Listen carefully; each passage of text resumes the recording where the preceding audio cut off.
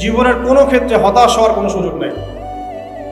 আজকে পারিবারিক ভাঙন বলেন, ব্যক্তি পর্যায়ের আত্মিক ধ্বংসই বলেন, সমাজের বিপর্যয় বলেন, যাই বলেন, পিছনে একটা বড় কারণ আছে। সেটা হলো আল্লাহ থেকে দূরে থাকা মানুষ, আল্লাহ থেকে হতাশ হয়ে যাওয়া। আর এই কাজটা শয়তান করিয়েছে মানুষকে আল্লাহ থেকে দূরে সরানোর জন্য। কিন্তু আল্লাহ রাব্বুল আলামিনের কাছে কেউ যদি যেতে চায়, মন থেকে যদি আল্লাহকে একটা বারও ডাকে, আল্লাহ পাক এক ডাকের মাধ্যমেও তার গুনাহ মাফ করতে পারে। দুজন ব্যক্তির ঘটনা পড়লাম। একজন ব্যক্তি প্রচন্ড রকম আবেদ, প্রচুর ইবাদত করে। আপনারা জানেন ইবলিসও কিন্তু আবেদ ছিল, ইবলিস কিন্তু প্রচুর ইবাদত করেছে। এখন ওই ব্যক্তির একজন বন্ধু ছিল, এটা বানু ইসরাইলের ঘটনা। তো সেই বন্ধু পাপী ছিল, বিভিন্ন কবিরা গুনাহ করত। আর এই আবেদ ব্যক্তি বারবার তাকে নসিহত করত, গুনাহ ছেড়ে দাও, তুমি পাপ করছো, গুনাহ ছেড়ে দাও। তখন সেই ব্যক্তি যে পাপ করছে সে বলতো যে আল্লাহ কি তোমাকে আমার রক্ষক বানিয়েছেন? আল্লাহ কি তোমাকে আমার উপর দারোগা বানিয়েছেন? আমাকে আল্লাহর হাতে ছেড়ে দাও, আমাকে নসিহত করতে শোনা। একদিন এই আবেদ ব্যক্তি তার বন্ধুকে একটা জঘন্য পাপ করতে দেখলো, এমন একটা পাপ যেটা দেখে তার মনে ধারণা আসলো এটা চরম জঘন্য একটা কাজ। তখন সে মুখ ফুসকে বলে ফেললো যে আল্লাহ তোকে আর মাফ করবে না, আল্লাহ তোকে জান্নাত দিবে না। আল্লাহ রাব্বুল আলামিন মালাকুল মউতকে এই দুজনের কাছে পাঠালেন, দুজনের রূহকে কবজ করা হলো। এবার আল্লাহ পাক তার সামনে তাদেরকে উপস্থাপন করে বললেন যে তোমাকে আমার রহমত সম্পর্কে কে গ্যারান্টি দিয়েছে যে আমি কাউকে রহমত করবো কি করবো না? যাও, আমি তোমাকে জাহান্নামে পাঠালাম, ওই ব্যক্তি যে আমার রহমত প্রত্যাশা করেছে আমি তাকে জান্নাত দিয়ে দিল। দেখুন, এই হাদিসটা শুনলে মনে হয় বাহ্যিক হয়তোবা মুখের একটা কথার কারণেই সে জাহান্নামে চলে গেল। আসলে বিষয়টা এমন, বিষয়টা আমি আপনাকে বোঝাচ্ছি। বিষয়টা হচ্ছে ইবলিসের মতো। ইবলিস কিন্তু শুধু মন থেকেই বলেনি যে খলাকতানি মিন নার ওয়া খলাকতাহু মিন তিন, আমি কেন তাকে সিজদা করব আদমকে, আদম তো মাটির তৈরি আর আমি তো আগুনের তৈরি। এটা ইবলিসের শুধু মৌখিক স্টেটমেন্ট ছিল না, কারণ কি ছিল? আবা ওয়াস্তাকবারা, সে উদ্ধত হয়েছিল, অহংকার প্রদর্শন করেছিল। ভিতর থেকে ইন্টারনালি সে অহংকারী ছিল, সে আন্ডার এস্টিমেট করে কথাটা বলেছে, শুধু মৌখিকভাবে বলে নাই। কিন্তু ঠিক এই ব্যক্তির ঘটনা এমনই, সে মন থেকে অহংকারী হয়ে উঠেছিল, যদিও বা সে আবেদ ছিল। এখানে আমরা যারা প্র্যাকটিসিং মুসলিম হওয়ার চেষ্টা করছি, আমাদের জন্য এখানে নিদর্শন আছে।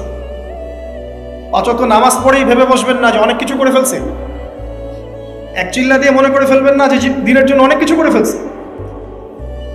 একটা হজ করেছেন, ওমরা করেছেন, সিয়াম রেখেছেন, দিনের জন্য দান সদকা করেছেন, একটা মাদ্রাসা মসজিদ করেছেন, ভেবে বসবেন না আপনি সব অনেক কিছু করে ফেলছেন এবং অন্যরা সব কক্রোচ তেলা পোকা, ওরা জাহান্নামে যাবে, এমনটা মনে করেন। জানি না আমরা যে কার আমলের কতটুকু আল্লাহর কাছে কবুল হচ্ছে। তো এখানে এই ব্যক্তির সমস্যা ছিল এই, সে নিজের আমলটাকে অনেক ভারী মনে করছিল এবং সে স্টেটমেন্ট দিয়ে ফেললো যে তোকে আল্লাহ পাক মাফ করবে। এই একটা কথা মন থেকে বলার কারণে তার ইহকাল পরকাল দুটা বরবাদ হয়ে গেল, সে জাহান্নামে চলে গেল। ঠিক আরেক ব্যক্তির ঘটনা আছে এমন, এগুলো সবগুলো রেফারেন্স আছে। এক ব্যক্তি প্রচুর ইবাদত করত, আল্লাহ পাক তার ইবাদত করার জন্য পাহাড়ের চূড়ায় একটা সুন্দর ব্যবস্থাও করে দিয়েছিলেন। সেখানে ডালিম গাছ হতো, ঝর্ণা আসতো, খাবারের কোনো অভাব নাই। হাদিসে এসেছে 500 বছর সে ইবাদত করেছে। কত বছর? কিয়ামতের মাঠে এই ব্যক্তির অবস্থা এমন হবে, তাকে জান্নাতে প্রবেশ করানোর জন্য নিয়ে যেতে বলা হবে যাও আমার রহমতে জান্নাতে চলে যাও। আল্লাহ পাক তাকে এই কথাটা বলবেন, কিন্তু এই ব্যক্তি বলবে আমার আমলের কারণে, আল্লাহ পাক বলবেন আমার রহমতে জান্নাতে চলে যাও। ব্যক্তি বলবে আমার আমলের কারণে। আল্লাহ রাব্বুল আলামিন তখন তাকে দেওয়া সমস্ত নেয়ামতগুলোকে এক পাল্লায় করবেন আর তার সমস্ত আমলকে আরেক পাল্লায় করবেন। তারপর দেখা যাবে আল্লাহর সমস্ত নেয়ামত তার একটা চোখের সমান হয় নাই। কথা কি বুঝতে পারছেন? একটা চোখের যে নেয়ামত আল্লাহ পাকের, সমস্ত আমল ও 500 বছরের ইবাদত এতটুকু হয়নি। তারপর তাকে বলা হবে ওকে জাহান্নামে নিয়ে যাও। এবার জাহান্নামে যাওয়ার সময় সে বলবে, আল্লাহ তোমার রহমতে আমাকে মাফ করবে। তখন আল্লাহ তাকে আবার ডেকে নিয়ে আসবে, বলবেন যে তোমাকে যে আমি ইবাদত করার জায়গা করে দিয়েছিলাম, এটাকে তুমি নিজে করেছো না আমি করেছি? সে বলবে আপনি করেছেন। তোমাকে যে আমি সৃষ্টি করেছিলাম তখন কি তুমি কোন আমল করেছিলে? বলবে না। তাহলে তোমাকে যে সৃষ্টি করেছি আমি, এটা কি তোমার আমলের কারণে? না। তোমাকে সারা দুনিয়াতে এত নিয়ামত দিয়েছি, এটা কি তোমার আমলের কারণে? সে বলবে না। তখন তাকে জান্নাতে প্রবেশ করানো হবে। কিয়ামতের মাঠে এমন অনেক ঘটনা ঘটবে যেটা আমাদের চিন্তার বাইরে। আরেকজন ব্যক্তিকে ডেকে আনা হবে, যে ব্যক্তি একটা দুটা নয় বরং 100টা খুন করেছে। সে 99 জন মানুষকে হত্যা করার পর ফতোয়া খুঁজে বেড়াচ্ছিল যে আমার তওবা কবুল হবে কিনা। একজন আবেদের কাছে গিয়েছে। আবেদ আর আলেম কিন্তু এক জিনিস না। আবেদ মানে যে প্রচুর ইবাদত করে, তার জ্ঞান কম, সে শুধু জানে কিভাবে ইবাদত করতে হয়। আলেম হচ্ছে সে যে শরীয়তের গভীর জ্ঞান জানে, আবার ইবাদতও করে। আবার যারা জ্ঞান আছে আমল নাই, সেও কিন্তু প্রকৃত আলেম না। প্রচুর জ্ঞান আছে কিন্তু জ্ঞান অনুযায়ী আমল করে না, সেও কিন্তু প্রকৃত আলেম নন। এবার আসেন, তো এই আবেদের কাছে গিয়ে সে বলছে আমার কি ক্ষমা হবে? আমি 99টা খুন করেছি। সে বলল তোমার আবার ক্ষমা? তোমার ক্ষমা নাই। তখন এই ব্যক্তি এই আবেদকে হত্যা করে 100টা খুন পূর্ণ করলো, ওকেও সে মেরে ফেলছে। আমার ক্ষমাই হবে না তো তোর বেঁচে থাকার কি দরকার, তুইও মত। কি বুঝতে পারলেন? বর্তমান বিশ্বের উগ্র মাথার পলিটিশিয়ানদের মতো অবস্থা। আমার দেশের সমস্যা, তোর দেশ পারমাণবিক বোম্বের উড়াই দিব, মানে এরকম একটা অবস্থা। তো আল্লাহ রাব্বুল আলামিন এই ব্যক্তির মধ্যে একটা চেতনা তৈরি করলেন যে আমাকে তওবা করতে হবে। সে তখন সার্চ করতে লাগলো আরো কোনো আলেম আছে কিনা। এরপর অনেক দূরে একজন আলেমের সন্ধান পাওয়া গেল। সে সেখানে গেল, তাকে গিয়ে বললো আমার কি ক্ষমা হবে? সে আলেম তাকে বললো হ্যাঁ তোমারও ক্ষমা হতে পারে, যাও তুমি ইস্তেগফার করো এবং এই এলাকা থেকে অন্য এলাকায় চলে যাও। মানে যে এলাকায় তুমি অনেক দিন ছিলে, যেখানে তুমি অনেক পাপ কাজ করেছো, এখানে থাকার দরকার নাই। তওবা করে তুমি অন্য কোথাও চলে যাও, নতুন একটা জীবন শুরু করো। এখানে থাকলে হবে কি, তোমার স্মৃতিগুলো তোমাকে তাড়িয়ে বেড়াবে এবং মানুষ তোমাকে খারাপ নজরে দেখতেই থাকবে, তুমি তখন কষ্ট পাবে। এই জন্য তুমি চলে যাও। তো চলে যেতে যেতে সে রাস্তায় ইন্তেকাল করে। এবার তার রূহ নিবে কে? এই জন্য দুদল ফেরেশতা আসছেন, জান্নাতি এবং জাহান্নামী। তাদের মধ্যে বাক বিতরটা হচ্ছে কে রূহ নিয়ে যাবে। জাহান্নামী ফেরেশতারা বলছেন সে এতগুলো খুন করেছে, তার রূহটা আমরা নিব। আর জান্নাতি ফেরেশতারা বলছেন না, সে তওবা করতে এসেছিল, অতএব সে আল্লাহর অভিমুখী হয়েছে, তার রূহটা আমরা নিব। আল্লাহ পাক এখানে একটা কৌশল করলেন। আল্লাহ পাক ফেরেশতাদেরকে বললেন তোমরা রাস্তাটাকে পরিমাপ করে দেখো, যেদিকে যাচ্ছিল তার পরিমাপ বেশি নাকি যেখান থেকে এসেছে ওর পরিমাণ বেশি। আল্লাহ পাক জমিনকে আদেশ করলেন হে জমিন তুমি প্রশস্ত হয়ে যাও। এবার পরিমাপ করে দেখা গেল সে তওবার দিকে আসছিল, এর পরিমাণটা বেশি। এই একটা কাজের ওসিলায় আল্লাহ পাক তাকে মাফ করবে। মনে রাখবেন এটা মৌখিক বিষয় ছিল না, সে মন থেকে ভিতর থেকে কিন্তু সে আল্লাহর প্রতি অনুগত হয়েছে। এই মনের বিষয়টা আল্লাহ ছাড়া কেউ জানে না। আপনি দেখতে পারেন সমাজে অনেকে দাড়ি টুপি পাগড়ি জুব্বা সব লাগিয়ে ঘুরছে, তো বিশ্বাস করেন তাদের মনটা এমনও হতে পারে যে জানোয়ারের চেয়েও কুৎসিত, এমনও হতে পারে। আবার আপনি দেখবেন সমাজে এমন অনেক মানুষ ঘুরছে যারা হয়তো অনেক পাপে লিপ্ত মনে হচ্ছে, কিন্তু মনের মধ্যে সততা আছে। আর যার মনের মধ্যে সততা আছে আল্লাহ পাক কোনো না কোনো দিন ইনশাআল্লাহ তাকে হেদায়েত দিবেন। এটা আমরা আমাদের অভিজ্ঞতা থেকেও দেখেছি। এমন অনেক মানুষকে আমরা দেখেছি যে ড্রাগ অ্যাডিক্টেড ছিল, মিউজিক করেছে, হারাম সম্পর্কের মধ্যে ছিল, নামাজ ঠিক মতো পড়ে নাই, কিন্তু যখনই আল্লাহর কথা আলোচনা হতো দেখতাম সে খুবই শান্তভাবে মন থেকে কথা শুনছে। কথা শুনতে শুনতে শুনতে একদিন মাশাআল্লাহ এখন দেখবেন যে চিল্লা দিয়ে বেড়াচ্ছে বিভিন্ন বসে। আল্লাহ হেদায়েত দিয়েছে, সব ছেড়ে দিয়েছে। এরকম মানুষের অভাব নাই কিন্তু সমাজে। তো এখানে আল্লাহ পাকের রহমত বা দয়ার একটা উজ্জ্বল দৃষ্টান্ত দেখতে পারবেন। ঠিক এরকম আরো একটা ঘটনা আছে বনু ইসরাইলের। এক ব্যক্তি এত পাপ করেছে যে শেষে মৃত্যুর সময় সে সন্তানদেরকে ডাকছে, ডেকে বলছে যে আমি যখন মারা যাব আমার লাশটাকে তোমরা কবর দিও না, যদি আল্লাহ পাক আমাকে ধরতে পারেন তাহলে খবর আছে আমার। কি করতে হবে? সে বলছে যে আমার দেহটাকে তোমরা পুড়িয়ে ফেলো এবং পুড়িয়ে ফেলার পরে ছাইগুলোকে একত্রিত করবা, করে অর্ধেক ছাই সমুদ্রে ভাসিয়ে দিবা, অর্ধেক ছাই বাতাসে উড়িয়ে দিবা। সন্তানরা তাই করলো। মৃত্যুর পর আল্লাহ পাক এই সমুদ্র এবং জমিনকে বাতাসকে আদেশ করলেন যে তোমরা ছাই জড়ো করে দাও। আর মানুষ আর জিন আল্লাহর কথা না শুনলেও এই প্রকৃতি আল্লাহ পাকের কথা শোনে। বিজ্ঞান বলে প্রকৃতি থেকে সব হচ্ছে। কি প্রকৃতি? প্রকৃতি কি, কাকে বলে? মানুষকে আল্লাহর ইবাদতকে বাদ দিয়ে প্রকৃতি পূজায় নিয়ে গেছে। এই পুরো প্রকৃতি আর মহাবিশ্বে এক আল্লাহর ইবাদত করে। কে সৃষ্টি করলো প্রকৃতি? প্রাকৃতিক ভাবে হয়েছে সবকিছু বলে, আল্লাহ থেকে হয়েছে বলা যাবে না। বললে আপনি মৌলবাদী হয়ে যাবেন। আল্লাহ শব্দ ইউজ করলে আপনি মৌলবাদী হয়ে যাবেন। ধর্মতাত্ত্বিক শব্দগুলোকে আস্তে আস্তে উঠিয়ে দেওয়া হয়েছে। দেখবেন যুক্তি, বিজ্ঞান, দার্শনিক শব্দগুলোকে আনা হয়েছে। এটাও টেকনিক্যালি করা হয়েছে। কোন সেকুলার মিডিয়াতে আপনি দেখবেন না ইনশাআল্লাহ বলছে। ইনশাআল্লাহ প্রমাণ করবে যে আপনি আস্তিক না নাস্তিক। তো প্রকৃতিকে আল্লাহ পাক আদেশ করলেন, এই সমুদ্র ছাই জড়ো করো, এই বাতাস ছাই জড়ো করো। তারা ছাই জড়ো করে দিল। এই ব্যক্তিকে বলা হচ্ছে তুমি জীবিত করে আল্লাহ পাক বলছেন তুমি যে এই কাজটা করেছিলে, লিমা ফাআলতা হাদা, তুমি এই কাজটা কেন করেছো? তখন এই ব্যক্তি উত্তর দিচ্ছে মিন খাশিয়াতিকা ইয়া রাব্বি ওয়া আনতা আ'লাম। হে আল্লাহ, আমি আমার বুঝে যা এসেছে আপনার ভয়েই আমি এই কাজটা করেছি, আর আপনি খুব ভালো করেই জানেন যে আমি আপনার ভয়ে করেছি নাকি অন্য কোনো কারণে করেছি। মানে আপনি আমার মনের কথা জানেন। আল্লাহ পাক তাকে মাফ করে দেন। আপনাদেরকে আমি সেই ব্যভিচারী মহিলার কথাও মনে করাই, যে ছিল একজন প্রস্টিটিউট মহিলা, পতিতা, যেটা আমরা বলি সমাজের ভাষায়। যদিও এখন নতুন শব্দ এসেছে সেক্স ওয়ার্কার বা যৌনকর্মী, এবং এগুলোকে আমরা এখন প্রমোট করছি। আমরা এখন অশ্লীলতাকে প্রমোট করছি। এই কথা বলতে আমাদের বুক কাঁপা উচিত নয় যে আমরা এখন অশ্লীলতাকে প্রমোট করছি। আমরা এখন কাপড় খোলার সংস্কৃতির দিকে যাচ্ছি। যে কাপড় খুলে দিয়েছিল ইবলিস। ইবলিস আমাদের বাবা মার কাপড় জান্নাতে খুলে দিয়েছিল, এটা কি জানেন? ফল খাওয়ার পরে এই ফল খেতে কে প্রলুব্ধ করেছে? ইবলিস। গাছের কাছে গিয়ে ফল ভক্ষণ করার পর সর্বপ্রথম আমাদের পিতামাতার গা থেকে কাপড় খুলে পড়ে গেছে।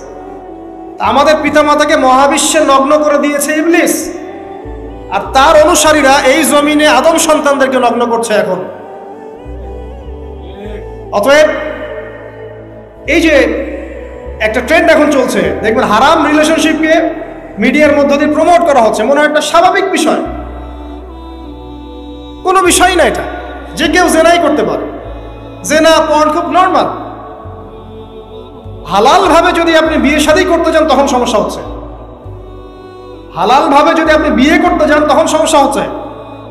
হারাম ভাবে আপনি যা ইচ্ছা তাই করতে পারেন, সমাজে কেউ কিছু বলছে না। এখন বলছে এগুলো স্বাধীনতা। সুবহানাল্লাহ, কোন স্বাধীনতা? স্বাধীনতা বলে কোনো শব্দ নাই মহাবিশ্বে। এই পুরো বিশ্বের সমস্ত মানুষ আল্লাহর অধীনে পরাধীন। এই বিশ্বে যত মানুষ বসবাস করছে এখন, এরা কেউই স্বাধীন নয়। না কেউ স্বাধীন ছিল, না আছে, না থাকবে। সবাই আল্লাহ পাকের দাসত্বের অধীনে পরাধীন।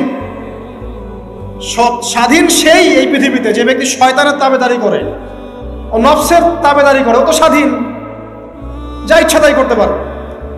এই যে অশ্লীলতার প্রমোটিংটা চলছে, এটাকে পারিবারিকভাবে বন্ধ করতে হবে। আল্লাহ পাক আমাদেরকে বোঝার তৌফিক দান করুন।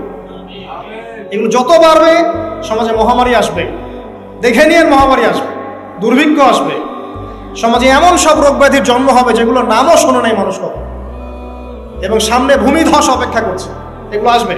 যাই হোক, ওই মহিলা, যে ব্যক্তি একজন যৌনকর্মী ছিল, বা যেটা আমরা বলি ব্যভিচারিণী মহিলা ছিল, একটা কুকুরকে দেখেছে সে পানি পান করার জন্য তৃষ্ণার্ত, সে এটাতে মায়া করে দয়া করে তার মোজাটাকে নামিয়ে এই কূপ থেকে পানি উঠিয়ে কুকুরকে পান করিয়েছে। এই একটা কাজের বদৌলতে আল্লাহ রাব্বুল আলামিন এই ব্যভিচারী মহিলাকে মাফ করে জান্নাত দিয়ে দিয়েছে। হাদিস এটাও এসেছে নবী সাল্লাল্লাহু আলাইহি ওয়াসাল্লাম কবুল করবে বা দাওয়াত গ্রহণ করবে জরুরি না, নাও করতে পারে, বরং শত্রুতাও করতে পারে, তাই তো? কিন্তু আমাদের শুরুটা হবে এভাবে। এরপরে নবী সাল্লাল্লাহু আলাইহি ওয়াসাল্লামকে আল্লাহ পাক ওহী করলেন, সূরা শুআরার মধ্যে আছে, ওয়ানজির আশিরাতাকাল আকরাবিন। এবার তোমার বংশের আত্মীয় স্বজনকে দাওয়াত দাও। বংশ আছে না আমাদের সবার? বংশের আত্মীয় স্বজন সবাইকে নবী সাল্লাল্লাহু আলাইহি ওয়াসাল্লাম সাফা পাহাড়ের নিচে ডেকেছেন। কোন পাহাড়? সাফা মারওয়া দেখেছেন কিনা? যারা গিয়েছেন দেখেছেন হয়তো। সাফা তো আর আগের মতো নাই, এটা এখন গ্লাস দিয়ে বন্ধ করা আছে। তো সাফা পাহাড়ের পাদদেশে নবী সাল্লাল্লাহু আলাইহি ওয়াসাল্লাম এই ইয়া মা'আশারুল কুরাইশ সবাইকে ডেকেছেন। ডেকে বলেছেন, আমি যদি তোমাদেরকে বলি এই পাহাড়ের পিছনে সেনাবাহিনী আছে, তোমাদেরকে আক্রমণ করবে, তোমরা কি বিশ্বাস করবে আমার কথা? সবাই বলছে হ্যাঁ করবো, কেন করবো না? তুমি হচ্ছে আল আমিন, সত্যবাদী, তুমি সবসময় সত্য কথা বলো, তোমার কথা কেন বিশ্বাস করবো না? তখন তিনি বললেন যে তোমরা কুলু লা ইলাহা ইল্লাল্লাহ তুফলিহুন, তোমরা সবাই বলো যে আল্লাহ ছাড়া প্রকৃত কোনো মাবুদ নাই, তাহলে সফল হয়ে যাবে। ব্যাস, এই বলার সাথে সাথেই নবী সাল্লাল্লাহু আলাইহি ওয়াসাল্লামকে পাথর মারা শুরু। আবু লাহাব কে মেরেছে প্রথম?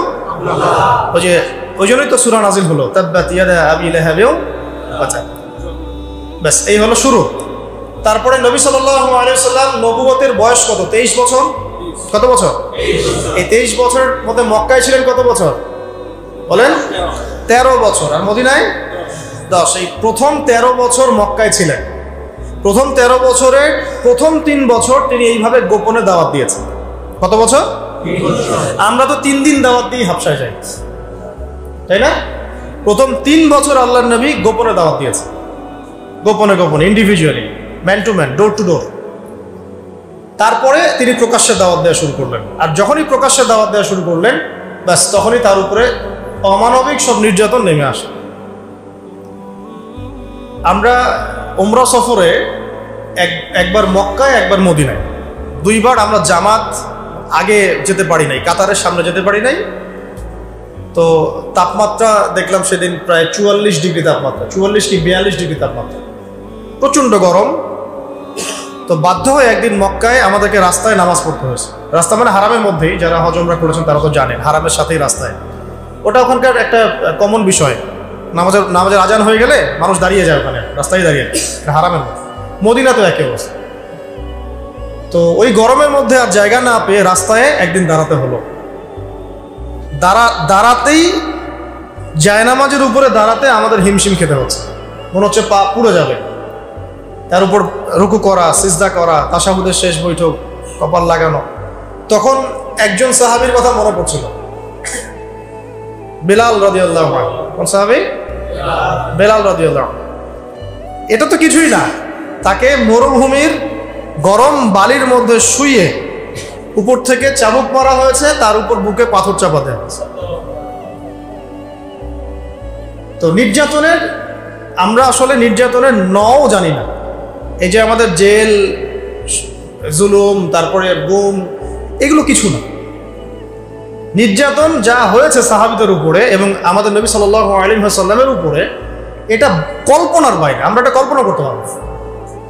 আমরা এই যে পৃষ্ঠার মধ্যে এগুলো পড়ি, খালি পড়লে তো আর আপনি আমরা তো ফিল করতে পারবো, অনুভব করতে পারবো। যারা ওই সময় ছিলেন, দেখেছেন, তারা বুঝবে, তাই না বিষয়টা?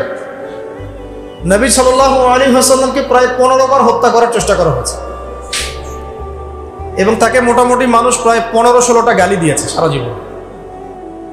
কাকে গালি দিয়েছে?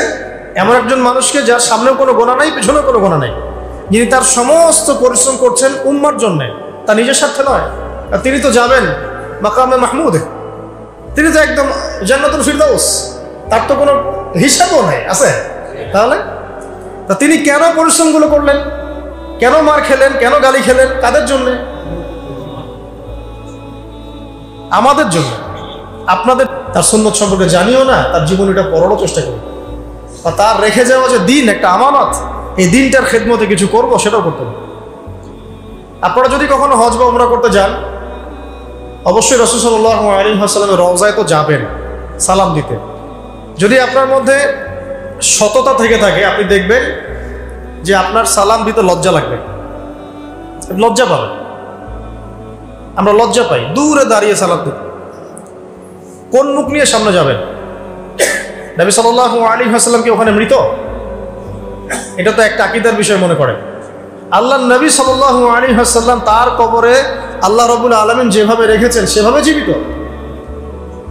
সালাম দিলে তিনি সালামের উত্তর দেন। আপনি যখন সালাম দিবেন, আসসালামু আলাইকা আইয়ুহান নবী ওয়া রাহমাতুল্লাহি ওয়া বারাকাতুহু, এই সালাম তার কাছে পৌঁছে দেওয়া হবে, তিনি উত্তর দিবেন। কিভাবে দিবেন সেটা তো আমার বোঝার বাইরে, আমার বুঝের মধ্যে আসবে না। আসবে? তো এখন তিনি তো ওখানে আছেন, শুয়ে আছেন, তা আমি যাচ্ছি ওখানে, সালাম দিচ্ছি, কোন মুখ নিয়ে সালাম দিচ্ছি? নবীজি যদি কখনো বলেন কিয়ামতের মাঠে আমাদেরকে, তোমরা আমার দিনের জন্য কি করেছো? আজকে হাউজে কাউসারের পানি তো খেতে আসছো, তোমরা আমার দিনের জন্য কি করেছো? তোমরা আমার দিনের জ্ঞান কতটুকু অর্জন করেছো?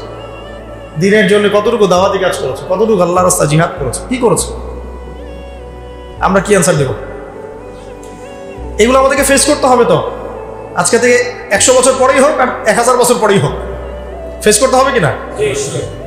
তাহলে যদি আমরা এমন কিছু করে তার সাথে সাক্ষাৎ করতে পারি যাতে তিনি আমাদেরকে নিয়ে গর্ব করেন, এটা উত্তম না? আল্লাহ পাক আমাদেরকে তার দিনের জন্য এমন কিছু করার তৌফিক দান করুন যাতে তিনি, মানে আমাদের নবী সাল্লাল্লাহু আলাইহি ওয়াসাল্লাম এবং তার রব আল্লাহ রাব্বুল আলামিন আমাদেরকে নিয়ে গর্ব করতে পারেন। অন্যথায় আমরা এই মুখ কাকে দেখাবো? তো সাহাবীরা এই বিষয়টা বুঝেছিলেন বলেই এত চরম জুলুম নির্যাতন সহ্য করেছেন হাসি মুখে। কেউ কি নবীর উপর কোনো অভিযোগ করেছিলেন যে আপনার দিনের মধ্যে এসে আমাদেরকে মাইর খেতে হচ্ছে? আর আমরা যখন দাওয়াতি কাজ করি, সামান্য একটু বিপদ আসলেই মানুষ যে রিয়াক্ট করে, ভাই ঠিক আছে, এর আগে দাওয়াতি সফরে গেছে, আর যাওয়ার দরকার নেই, মানে সরাসরি তো বলতে পারে না, ঘুরাই ফিরাই ফোনও রিসিভ করে না।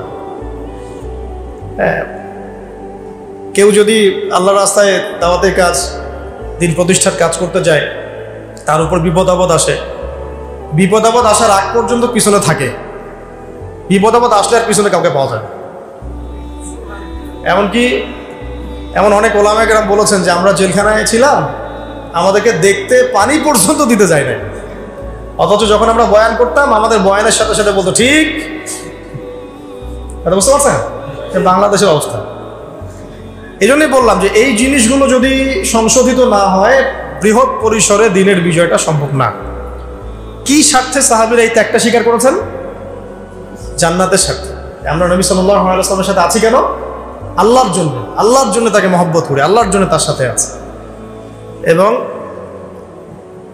অবর্ণনীয় নির্যাতন, মানে নির্যাতনের কথাগুলো বললে এখানেই আর কি অনেক সময় চলে যাবে।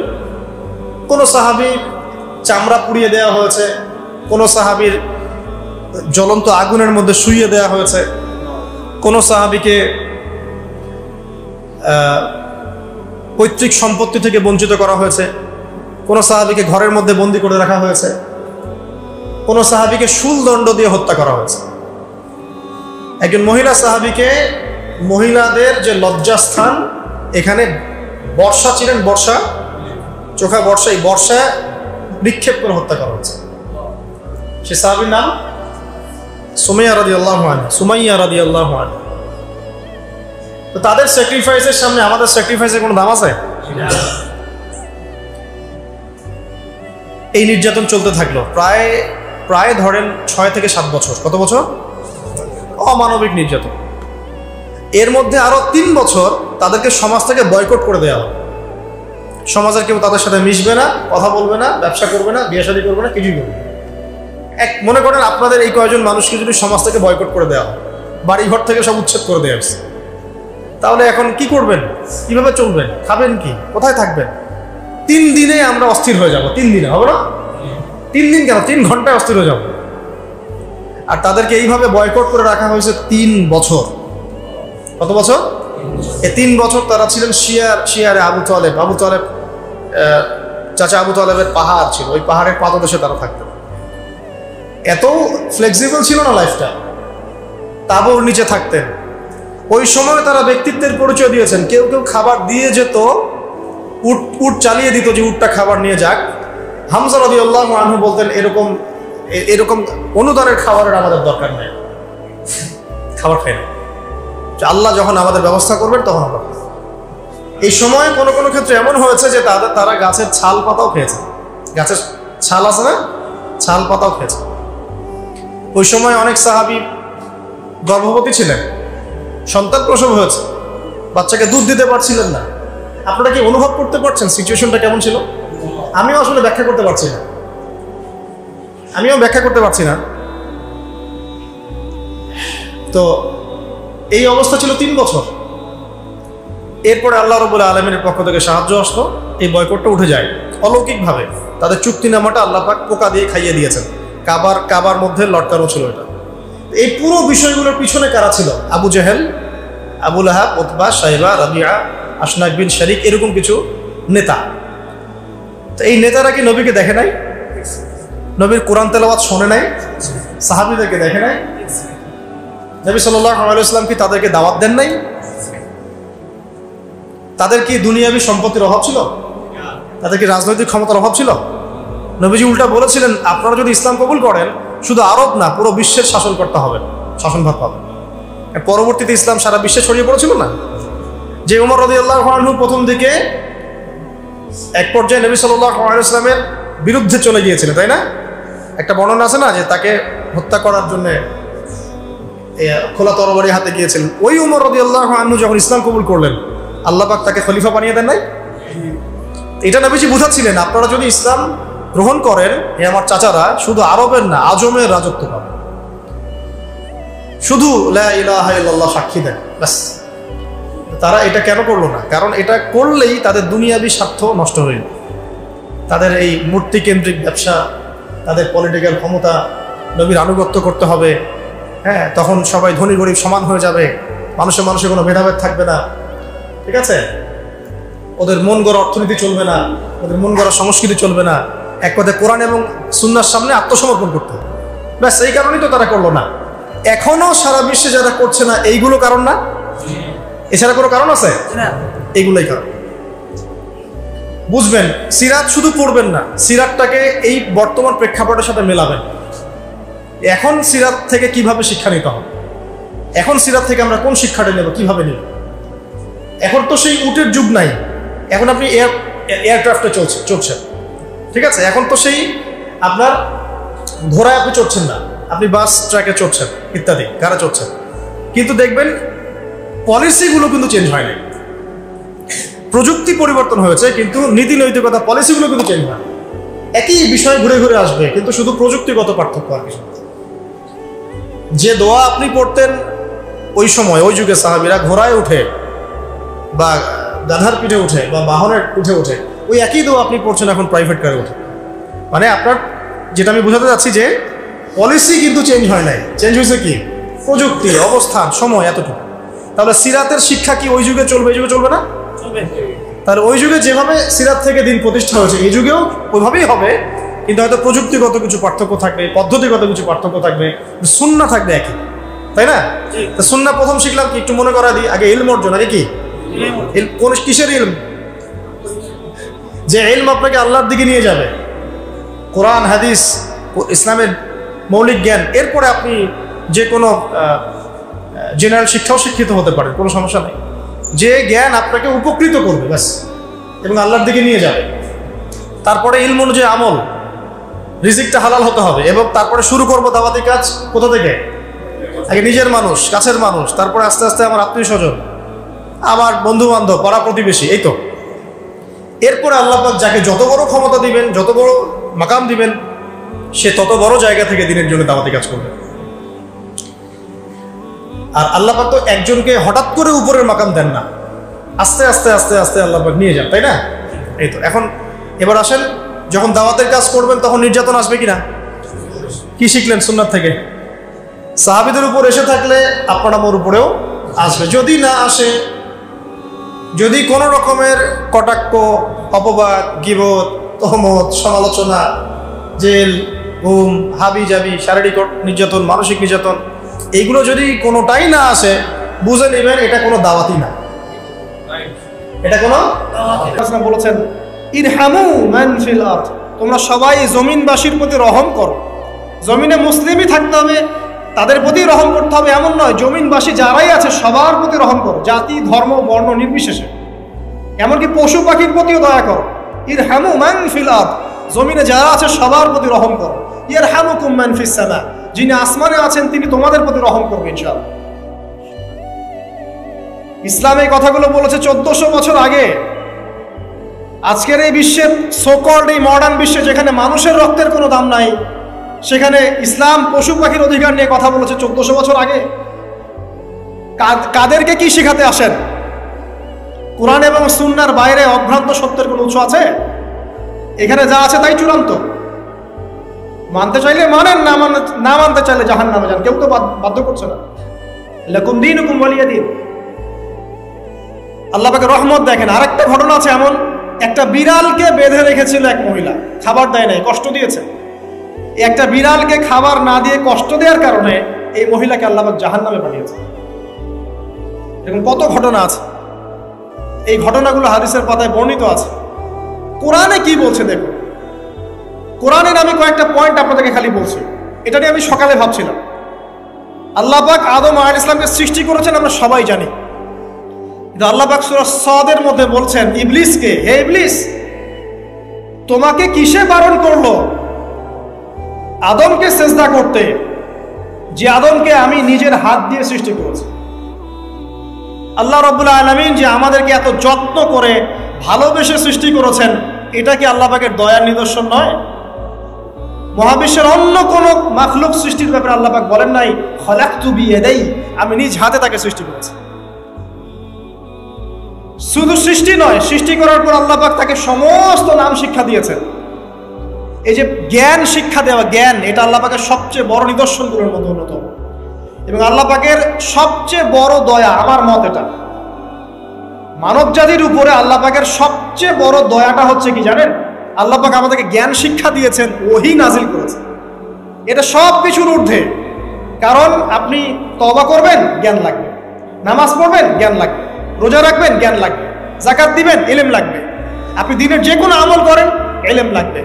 জান্নাত জাহান্নামের পথ খুঁজে পেতে হলে ইলম লাগবে। দেশ চালাবেন, ইলম লাগবে। অর্থনীতি চালাবেন, ইলম লাগবে। ইলম ছাড়া কিছু নেই, ইলমের উপরে কিচ্ছু নাই। এই ইলমটা আল্লাহ পাক কাকে শিক্ষা দিয়েছেন? আদম আলাইহিস সালামকে। আমরা তো শিখেছি সমাজবিজ্ঞান বইগুলোতে যে আমাদের পূর্বপুরুষরা নাকি গুহায় থাকতো আর গাছের ছাল পাতা খেয়ে থাকতো, তাই না? লতা পাতা খেয়ে থাকতো, গাছের ছাল পাতা খেয়ে থাকতো, পোশাক পরতো আর কি। বোগাস, ডাহা, মিথ্যা কথা। আল্লাহ রাব্বুল আলামিন সূরা বাকারা এবং সূরা আরাফ পড়ে দেখেন, আল্লাহ পাক বলছেন যে আদম আলাইহিস সালামকে আল্লাহ পাক সমস্ত নাম জ্ঞান শিক্ষা দিয়েছেন। মহাবিশ্বের যে প্রয়োজনীয় জ্ঞানগুলো আছে সেগুলো আল্লাহ পাক আদমকে শিখিয়েছেন আলাইহিস সালাম। ওয়াল্লামা আদামাল আসমাআ কুল্লাহা, আল্লাহ পাক আদমকে সমস্ত নাম শিক্ষা দিয়েছেন। আমাদের পিতা মাতারা মূর্খ ছিলেন না, তারা সৃষ্টি থেকেই জ্ঞানী ছিলেন। আদম আলাইহিস সালামের পারমাণবিক বোম বানানোর কোনো প্রয়োজন ছিল না, ছিল? বানান নাই। আপনার মধ্যে এই জ্ঞানটা আসছে কিভাবে? বাই ডিএনএ আপনি জ্ঞান পাচ্ছেন, কারণ আমরা আদম সন্তান।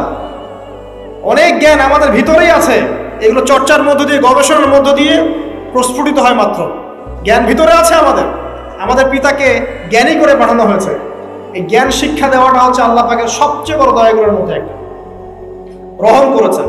শুধু তাই নয়, আদম আলাইহিস সালামকে এমন জ্ঞান শিক্ষা দিয়েছেন যে জ্ঞান ফেরেশতারা পর্যন্ত জানতো না। এটা কি দয়া নয়? এটা কি আদম সন্তানের প্রতি ভালোবাসা নয়? তারপরে সেজদা করিয়েছেন। মহাবিশ্বে অন্য কাউকে কি সেজদা করানো হয়েছে? কোরআনে কি এমন কোনো দলিল আছে যে আদম আলাইহিস সালাম ছাড়া অন্য কাউকে সব ফেরেশতারা সেজদা করেছেন? আছে? তাহলে এই যে সম্মান দেয় আল্লাহর পক্ষ থেকে, সম্মান কিসের ভিত্তিতে? সম্মান শারীরিক ক্ষমতার ভিত্তিতে? সম্মানটা কি কারণে? জ্ঞানের কারণে, ইলমের কারণে, জ্ঞানের কারণে সম্মান। এই সম্মান দেওয়াটা কি আল্লাহ পাকের রহমত এবং দয়ার নিদর্শন নয়? অতএব সম্মান পেতে হলে, আল্লাহ রহমত পেতে হলে সেই জ্ঞানের চর্চায় আবার ফিরে আসতে হবে। আপনি যদি আজও সেই ওহির জ্ঞানের চর্চা করেন, আল্লাহ পাক এই পৃথিবীবাসীর বুকের মধ্যে আপনার জন্য সম্মান পয়দা করে দিবেন ইনশাআল্লাহ। দেখে ওই সেই জ্ঞানে যদি আপনি এখনো চর্চা করেন, আজও আপনি সম্মানিত হবেন ইনশাআল্লাহ। ব্যক্তি চর্চা করলে ব্যক্তি সম্মানিত হবে, একটা পরিবার চর্চা করলে ওই পরিবার সম্মানিত হবে, একটা সমাজ যদি চর্চা করে সেই ওহির জ্ঞানে ওই সমাজ সম্মানিত হবে। একটা দেশে যদি আপনি ওই ওহিভিত্তিক জ্ঞান ছড়িয়ে দেন, পুরো দেশকে আল্লাহ পাক সম্মানিত করবে ইনশাআল্লাহ, পুরো জাতিকে সম্মানিত করবে ইনশাআল্লাহ। আরো সামনে যান, এই যে আদম এবং হাওয়া আলাইহিস সালাম গাছের কাছে চলে গেলেন, ফল খেয়ে ফেললেন, কারণ আমরা আদম সন্তান, ভুল করি। আল্লাহ পাক সাথে সাথেই বহিষ্কার করে দিয়েছেন? না, আল্লাহ পাক তওবা করার জন্য কালিমা শিখিয়ে দিয়েছেন। সুবহানাল্লাহ, তাদের কালিমা জানা ছিল না। আল্লাহ পাক বলছেন ফাতালাক্কা আদম মির রাব্বিহি কালিমাত, আল্লাহ পাকের কাছ থেকে আদম আলাইহিস সালাম কিছু বাক্য শিখে লানাকুনান্না মিনাল খাসিরিন। এই দোয়া কে শিখিয়ে দিয়েছে? আল্লাহ। এই তওবার বাক্য যে শিখিয়ে দেয়, এটা কি দয়ার পরিচয় নয়? আমরা আল্লাহর কাছে ফিরে যাব, তওবা করব, ইস্তেগফার করব, এই জ্ঞানটা শিখিয়ে দেয়া কি আল্লাহ পাকের দয়ার পরিচয় নয়? তাহলে আমরা কিভাবে ক্ষমা চাইতাম? কিভাবে ক্ষমা চাইলে আল্লাহ পাক সমস্ত গুনাহ মাফ করবেন, এই পদ্ধতিগুলো বলে দেয়া কি আল্লাহ পাকের দয়ার পরিচয় নয়? তারপর সামনে যান, পৃথিবীতে নামিয়ে দিয়ে আল্লাহ পাক ক্ষান্ত হয়ে যাননি। আল্লাহ রাব্বুল আলামিন আসমান থেকে হেদায়েতের গ্রন্থ পাঠিয়েছেন, বলেছেন এই গ্রন্থের মধ্যে যা আছে মেনে চললে তোমরা আবার জান্নাতে ফিরে আসবে ইনশাআল্লাহ। আল্লাহ পাক আদম এবং হাওয়া আলাইহিস সালাম এবং আদম সন্তান সবাইকেই সৃষ্টি করেছেন, উদ্দেশ্য হচ্ছে আল্লাহ পাক আমাদেরকে জান্নাত দিতে চান। আল্লাহ পাক চান যে আমরা যেন জান্নাতে যাই। যদি আমরা জান্নাতে যেতে না পারি পরকালে, একটা কারণে যেতে পারবো না, অনলি একটা কারণ, সেটা হলো আমাদের নিজের দোষে। একটা কারণ, যারা জাহান্নামে যাবে মানুষ এবং জিনদের মধ্যে, নিঃসন্দেহে মহাবিশ্বে তারা ছাড়া জাহান্নামে যাওয়ার উপযুক্ত কেউ ছিল না। ও জাহান্নামে যাওয়ার উপযুক্ত ছিল বলেই আল্লাহ পাক তাকে জাহান্নামে পাঠাবেন। আর যারাই জান্নাতে যাবে প্রত্যেকেই শুধু আমলের বদৌলতে যাবে না, বরং আল্লাহ পাকের রহমতেই যাবে। কেউই তার আমল দিয়ে জান্নাতে যেতে পারবে না। নবী সাল্লাল্লাহু আলাইহি ওয়াসাল্লাম এমন ভাষ্য বলছেন, ইল্লা আনা, আমিও না, ইল্লা বিরহমাতিল্লাহ, আমিও নয়, তবে আল্লাহ পাকের দয়া আমাকে ঘিরে ধরবে। আল্লাহ পাকের রহমত যাদের উপরে বর্ষিত হবে তারাই জান্নাতে যাবে ইনশাআল্লাহ। এই আমল দিয়ে যেতে পারবে। যত আমলই করি বলা যাবে না এই আমলের বদৌলতে জান্নাতে যেতে পারবে। আল্লাহ পাক দয়া না করলে হবে না। আল্লাহ পাক চান যে আদম সন্তান যেন জান্নাতেই যায়। এই কারণেই সৃষ্টি করা, এই কারণেই আপনার ওহীভিত্তিক গ্রন্থগুলো পাঠানো, এই কারণে নবী রাসূল পাঠানো, আলেম ওলামা সৃষ্টি করা, মানুষকে সতর্ক করা, হায়াত দেয়া, বারংবার জীবনে চলতে ফিরতে আপনাকে অ্যালার্ম করা হয়, আল্লাহর পথে ফিরে আসেন, আল্লাহর পথে ফিরে আসেন। অ্যালার্ম করা হয় না? বিপদ দিয়ে আপনাকে অ্যালার্ম করা হয় আল্লাহর পক্ষ থেকে। আপনি চলতে পথে হোঁচট খান, আল্লাহ আপনাকে অ্যালার্ম দেন, ফিরে আসো। চলছেন বিপথে, আল্লাহ পাকে অ্যালার্ম দেন, ফিরে আসো। আল্লাহ পাকের পক্ষ থেকে কিন্তু এগুলো আসে।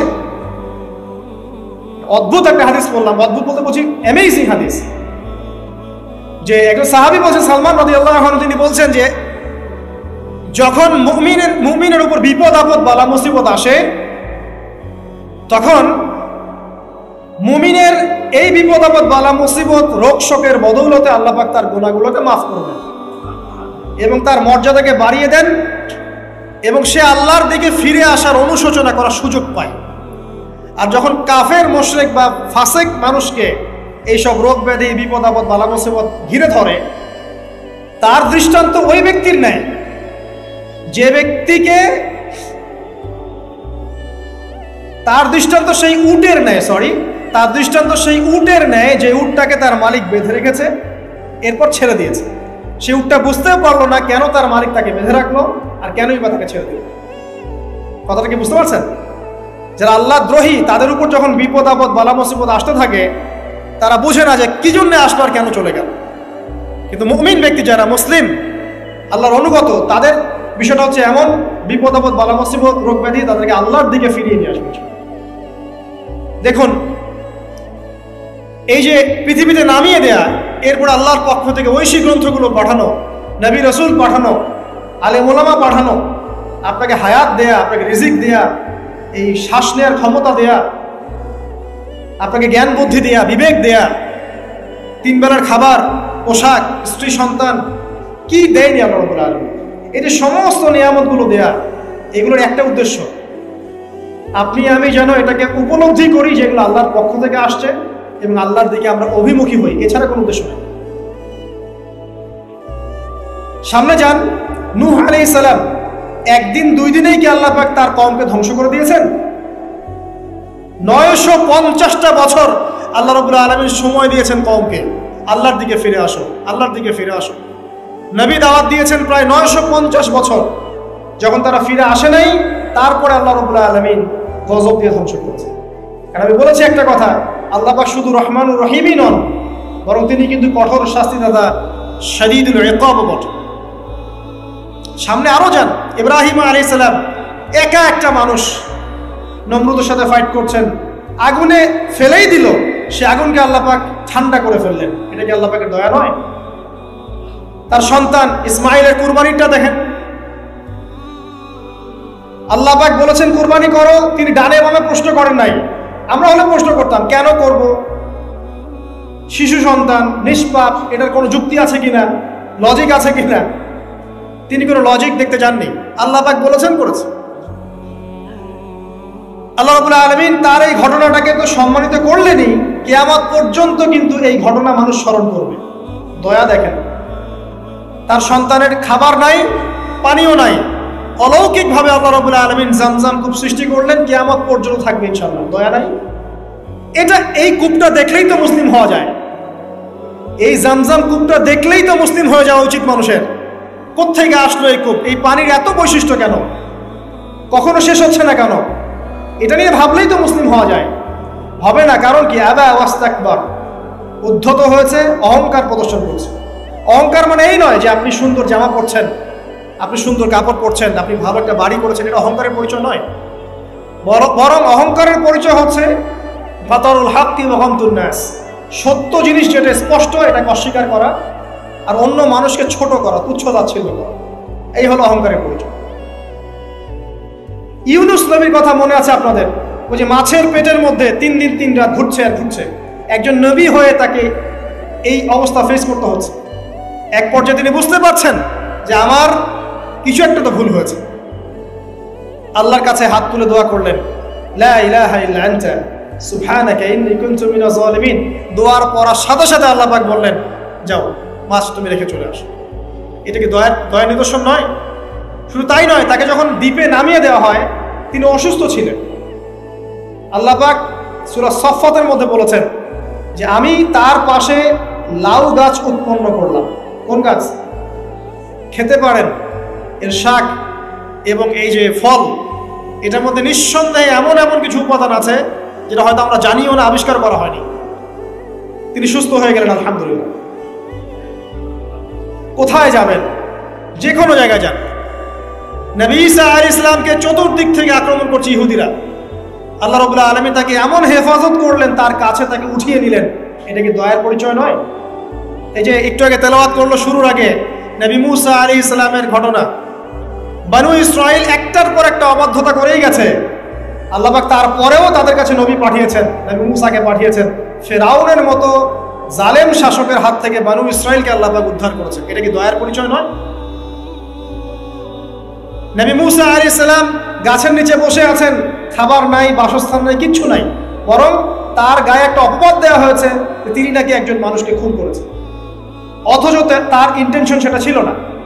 তিনি একটা ঘুষি দিয়েছেন লড়াই থামানোর জন্য, ওই এক ঘুষিতেই সেই ব্যক্তি ডেড।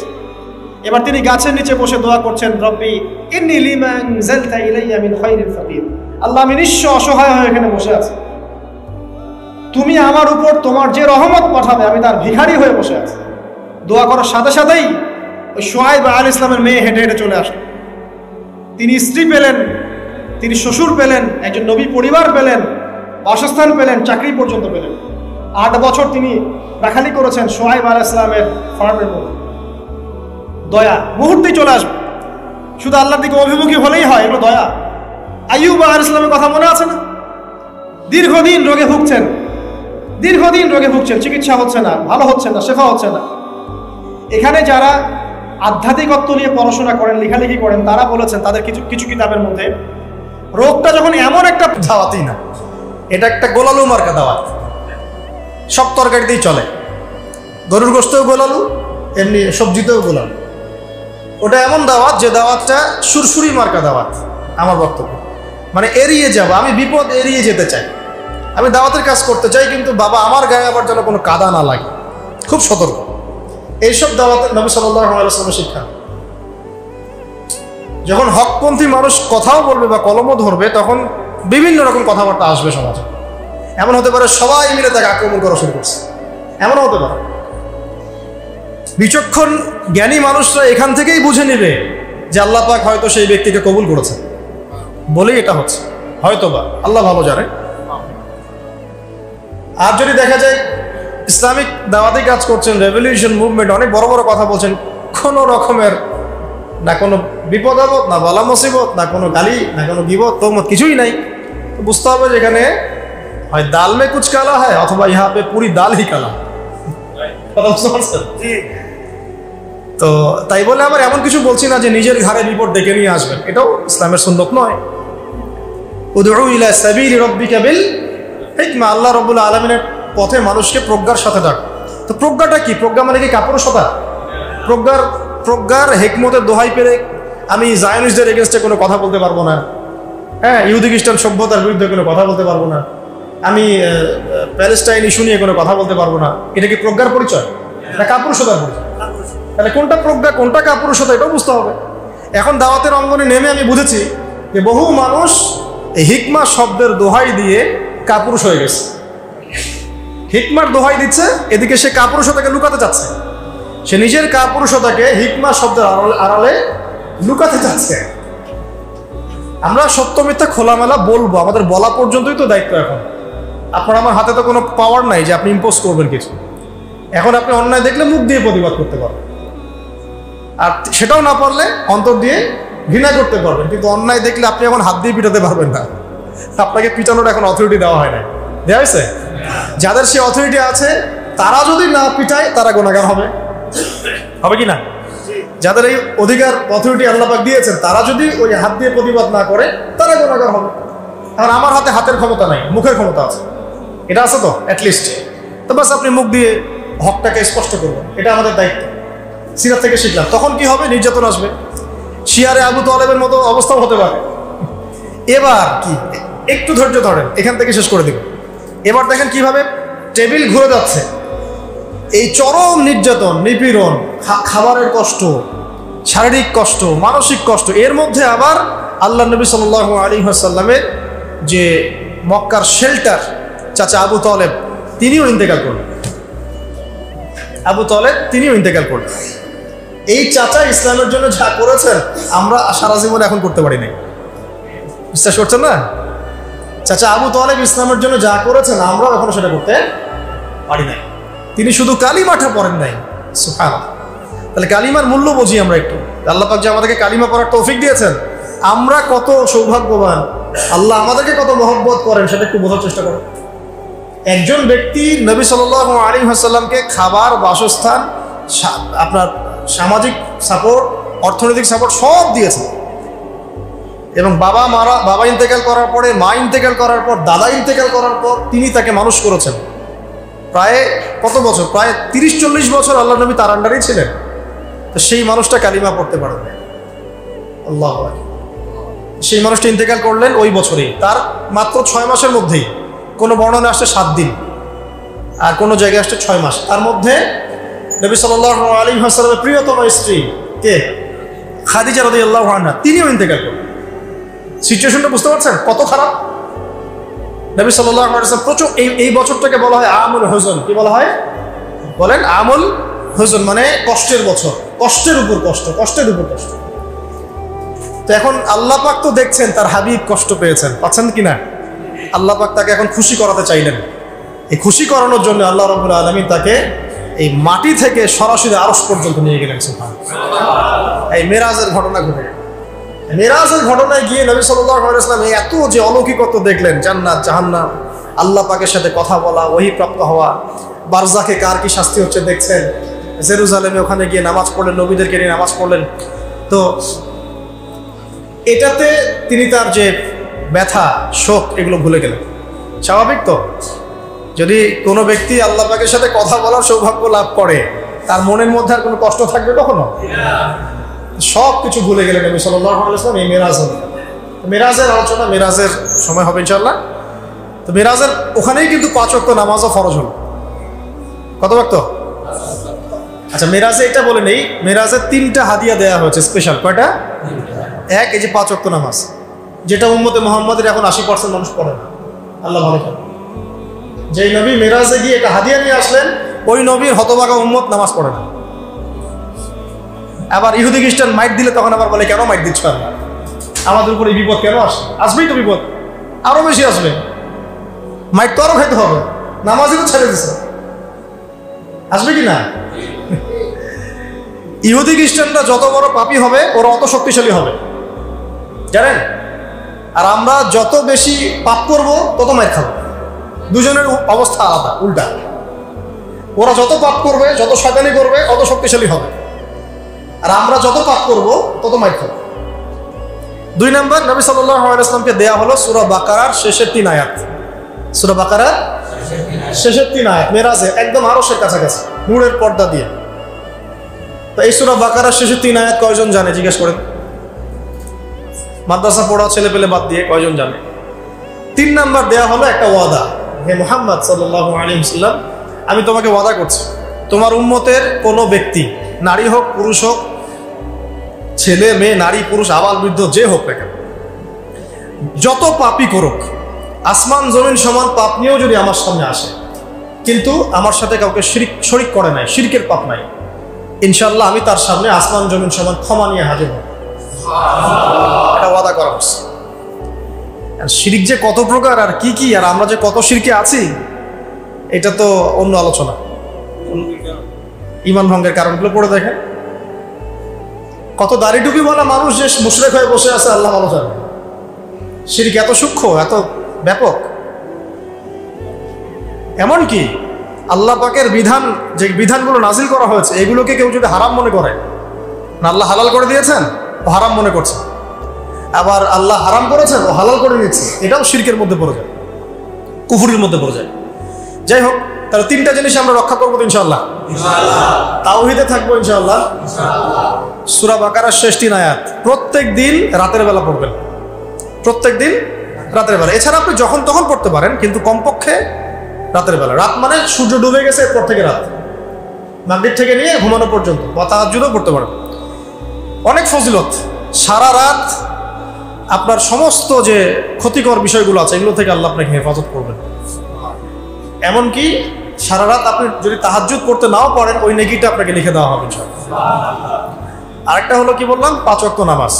এটা ছিল 50 ওয়াক্ত, কমতে কমতে আসছে 5। এই মেরাজের ঘটনার পরে ইসলামের গতিপথ পাল্টে যায়। এর মাঝখানে সাহাবীরা একবার আবিসিনিয়ায় হিজরত করেছিলেন 2 বার, আর নবী সাল্লাল্লাহু আলাইহি ওয়াসাল্লাম তায়েফে গিয়েছিলেন তাদেরকে দাওয়াত দেওয়ার জন্য। আসলে আবিসিনিয়ার বাদশা ছিল একজন খ্রিস্টান, কিন্তু সে সৎ খ্রিস্টান ছিল। আল্লাহ নবী সাল্লাল্লাহু আলাইহি ওয়াসাল্লাম বলেছিলেন যে আবিসিনিয়ায় বাদশা নাজাশী আছে, তিনি একজন খ্রিস্টান, কিন্তু তার রাজ্যে কেউ জুলুমের শিকার হয় না। একজন খ্রিস্টান সম্পর্কে আমাদের নবী এই কথা বলছেন, বাদশা নাজাশীর রাজত্বে কেউ জুলুমের শিকার হয় না। আর এই কথাটা আপনি মুসলমান শাসকদের সম্পর্কে বলতে পারবেন? তার আন্ডারে কেউ জুলুমের শিকার হয় না, পারবেন? অনেস্টলি বলেন, সততার সাথে বলেন, পারবেন না। আমরা তো সিনেমা হল ওপেন করে দিচ্ছি, মদের বার ওপেন করে দিচ্ছি, হ্যালোইন উৎসব করছি, সুদ জায়েজ করে নিচ্ছি, আল্লাহ পাকের বিধানগুলোকে সরাই দিচ্ছি, নিজের মন গড়া বিধান চালাচ্ছি। সব ক্ষেত্রে আমরা আল্লাহর বিরোধী আচরণ করছি, তারপরে আমরা দাবিও করছি আমরা মুসলিম। মাশাআল্লাহ। যাই হোক, তাদের হিসাব তারা দিবে। তো বাদশা নাজাশী একজন খ্রিস্টান শাসক, যার আন্ডারে কেউ জুলুমের শিকার হয় না। এই কথা কে বলছেন? আমাদের নবীজি বলছেন। সেই বেচারা মাশাআল্লাহ ইসলামও কবুল করেছিলেন, তিনি ইসলামও কবুল করেছিলেন। সূরা মারিয়ামে তেলাওয়াত শুনে মাশাআল্লাহ।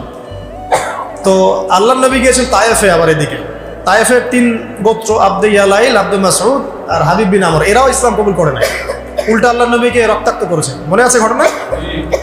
আল্লাহ নবীকে বদদোয়ার সুযোগ দেওয়া হয়েছিল, তিনি বদদোয়া করেন নাই, দোয়া করেছেন।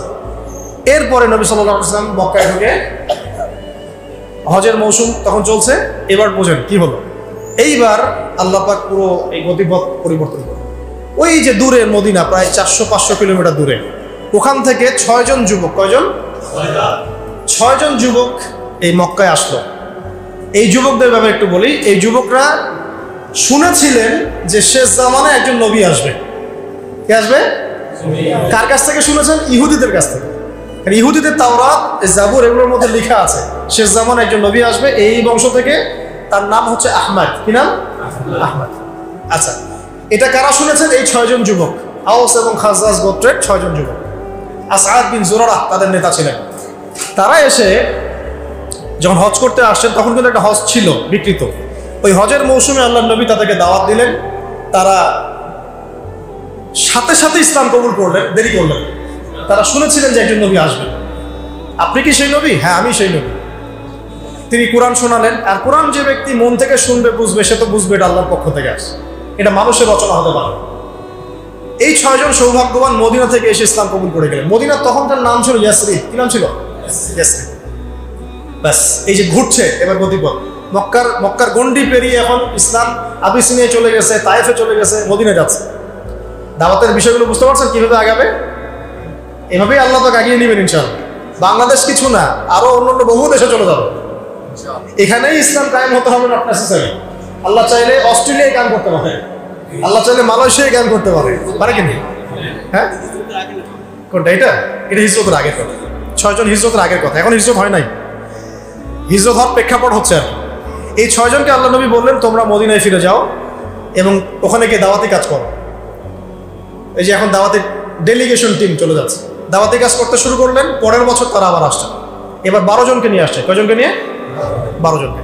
এই 12 জন এসে বলছেন, ইয়া রাসূলুল্লাহ সাল্লাল্লাহু আলাইহি ওয়াসাল্লাম, মদিনায় দাওয়াতের উর্বর ভূমি আছে, আপনি একজন দায়ী আমাদের সাথে পাঠিয়ে দেন।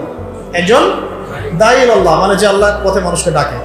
আল্লাহ নবী তখন একজন দায়ী পাঠালেন। সেই দায়ীর নাম হচ্ছে মুসআব বিন উমাইর। মুসআব বিন উমাইর রাদিয়াল্লাহু আনহু, তিনি উহুদ যুদ্ধে শহীদ হয়েছিলেন। তিনি গিয়ে এবার দাওয়াতি কাজ শুরু করলেন। একটু মনোযোগ দেন প্রিয় ভাইরা, এখনই আস্তে শেষ হয়ে যাবে। তিনি গিয়ে মদিনায় ব্যাপক দাওয়াতি কাজ শুরু করলেন মাত্র 1 বছরের মধ্যে। কত বছর? 1 বছরের মধ্যে 75টা পরিবার ইসলাম কবুল করল। 75টা পরিবার কিন্তু তখন অনেক বড় বিষয়। তখন তো জনসংখ্যা এত বেশি না, এত বেশি কি বিশাল ব্যাপার। তার মানে মদিনায়, আর এই 75টা পরিবারের মধ্যে মদিনার বড় বড় নেতৃস্থানীয় পরিবারও আছে, যারা একটা কথা বললে সমাজে দাম আছে। এমন লোক আছে না সমাজে? ওই রকম লোক আছে। এরকম অনেক লোক সেখানে ছিলেন। তারা এবার আসলেন আল্লাহ নবীর কাছে, এসে হাতে হাত রেখে বায়াত করলেন। এটা বায়াত কিন্তু সুন্নাত। নবী সাল্লাল্লাহু আলাইহি ওয়াসাল্লামের হাতে হাত রেখে বায়াত করলেন। আর মহিলারা মুখে বায়াত করেছে। 6টা বায়াত, 6টা শর্ত দিয়েছেন। তোমরা আল্লাহর সাথে কাউকে শরীক করবে না, ঠিক আছে। তোমরা সন্তানদেরকে হত্যা করবে না, ঠিক আছে। তোমরা একে অপরকে মিথ্যা অপবাদ দিবে না, ঠিক আছে। চুরি করবে না, জেনা করবে না, ঠিক আছে। আমি যখন তোমাদের কাছে যাব হিজরত করে, তোমরা তোমাদের স্ত্রী সন্তানকে যেভাবে নিরাপত্তা দাও, আমাকে সেভাবে নিরাপত্তা দিবে। কে বলছেন এটা? তারা বলেন ঠিক আছে। বলার পরে বলছেন, ফামা লানা ইযা ফাআলনা যালিকা ইয়া রাসূলুল্লাহ, আমরা যদি এটা করি তাহলে কি পাবো? এই কাজগুলো যদি আমরা করি কি পাবো? আমাদের কি মানে ফজিলত? নবীজি বলছেন আল জান্নাহ, জান্নাত। বাস, এই সময় আয়াত নাযিল হয়েছে সূরা তাওবার ওই আয়াতটা, ইন্নাল্লাহা আশতারা মিনাল মুমিনিনা আনফুসাহুম ওয়া আমওয়ালাহুম বিআন্না লাহুমুল জান্নাহ। এই আয়াতটা পড়বেন, 111 নম্বর আয়াত। তো বাস, এবারে যে হিজরত, আল্লাহ নবী এখন হিজরত করে চলে গেলেন মদিনায়। কারণ মক্কায় পরিবেশ ভালো না, তায়েফে ভালো না, তাই না? এখন আল্লাহ পাক বলেন মদিনায় চলে যাবেন। হিজরত করতে দিবে না, এটা নিয়ে কত সমস্যা। তাকে আটকায় রাখা হচ্ছে, হত্যা করার চেষ্টা করা হচ্ছে। তিনি সাহাবীদেরকে আগে পাঠিয়ে দিলেন, তারপরে আবু বকর রাদিয়াল্লাহু আনহুকে নিয়ে হিজরত করলেন। হিজরত করার সময় নবীজি কত বিচক্ষণ ছিলেন দেখেন। তিনি জানেন, আল্লাহ পাক তাকে জানিয়ে দিয়েছেন যে তোমার বাসা ঘিরে রেখেছে। বের হওয়ার সময় সূরা ইয়াসিনের 9 নম্বর একটা পড়লেন, ওয়াজআলনা মিন বাইনি আইদিহিম